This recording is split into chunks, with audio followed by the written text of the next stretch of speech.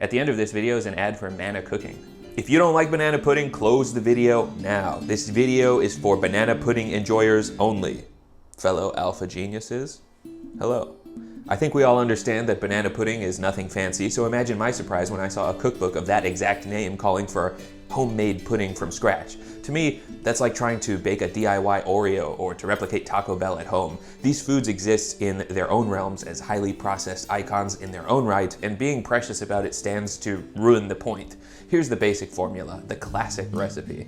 Make a package of vanilla instant pudding according to the box instructions. Despite the common misconception, banana pudding does not involve banana-flavored pudding. Rather, you slice 3 or 4 bananas into coins, working quickly so that they don't oxidize, and that's the sole contributor of banana flavor. In any appropriately sized vessel, be it cake pan or baking dish, layer store-bought vanilla wafers, then pudding, then sliced bananas, then Cool Whip, and repeat 1 or 2 times until the vessel is full. The amounts are completely up to you. A cookie lover is going to use twice as many Nilla wafers as somebody who's mainly in it for the bananas. Wrap the whole dessert in cling film and keep it in the fridge for a couple hours to meld together. In the meantime, serve your friends and family a massive helping of barbecued meats, and after they've thrown in the towel, bust out the banana pudding. This act disproves conservation of mass, as everyone's stomachs empty just enough to accept 1 serving, as if by magic.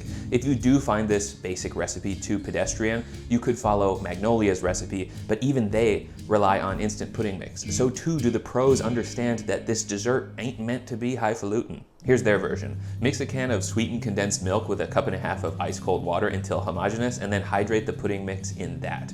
This pudding won't set up as quickly as the last one, so you've got to leave it in the fridge for at least an hour to solidify. This version does use DIY whipped cream. You whip 3 cups of cold, heavy cream into stiff peaks by hand or with a stand mixer. My immersion blender has a whisk attachment, so I'm using that. When your cream is whipped and your pudding set, you gently fold them together into one fluffy pudding cream. From here, the rest of the recipe is the same. Alternate layers of Nilla wafers, bananas, and the pudding cream mixture until your vessel of choice is filled. This version is more work for almost exactly the same flavor profile, so who's it for? I think it's for people whose favorite part of banana pudding is the whipped cream. Real, freshly whipped cream is always going to beat out Cool Whip made from vegetable oils and stabilizers. I also think this version is more suitable for someone who's trying to make a half dozen pint-sized containers of dessert instead of one big centerpiece.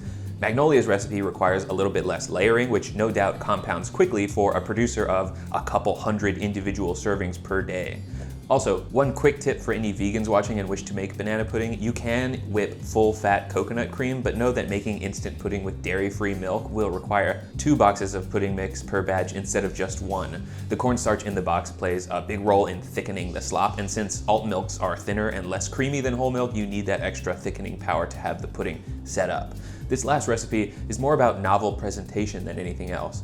Crush enough Nilla wafers to produce a 1.5 cups of crumbs, and then blitz those crumbs with 5 tablespoons of soft butter and 2 tablespoons of sugar until it's combined well enough to hold its shape. This is the same method as making a graham cracker crust, and you could just buy one of those pre-made, but this one's made with Nilla wafers, so it'll taste much more on brand. Bake this for 8 minutes at 350 and let it cool completely before filling it with vanilla pudding, a layer of sliced bananas, and a top layer of whipped cream or Cool Whip. This needs to stay in the refrigerator for at least an hour so the butter in the crust can harden, and while it may be hard to cleanly serve, each plate will be mighty easy to lick clean. All 3 of these banana puddings are made to serve a crowd. You'll want to separate any leftovers out into individual containers and freeze them if they won't be eaten within 2 days. They'll stay delicious, but the cookies will soften and the bananas will brown. If that's not your preferred dessert experience, drop a whole frozen serving straight into a blender with just enough milk to help it blend into a banana pudding milkshake. Top it with whipped cream, a maraschino cherry, and Nilla wafer crumbs for a tall, cold glass of irrefutable proof against the notion that a country boy can survive,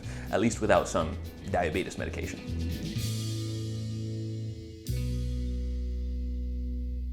Mana Cooking has paid to be mentioned at the end of this video. Mana launched back in December, and they're back to talk about a big update to the app. Now, whenever you see a recipe you like, you can press a Buy Now button to get the ingredients instantly added to your Amazon cart. This is a brand new app, still in its infancy, so there are a ton of updates ahead, and even though this Buy Now feature is free for now, it's eventually going to get wrapped up with future features and sold as a paid membership plan. But the first 10,000 people to download the app and sign in will get to keep the feature for free forever. Every other attempt I've seen at buying recipe ingredients online is based on like one specific Walmart in my area, but for someone to finally figure out that Amazon grocery integration makes a big difference in getting the experience to be frictionless. You can go from swiping to shopping to cooking faster than ever, which is good news for people who want to turn what should I cook into dinners served ASAP. Download the Mana Cooking iOS app for free on the App Store. I'm told Android is coming soon. That's Mana Cooking, by the way, not to be confused with another app just called Mana. I've posted all of these banana pudding recipes that I mentioned in today's video to Mana, so you can find me there, see my recipes, and buy what you need with just one tap.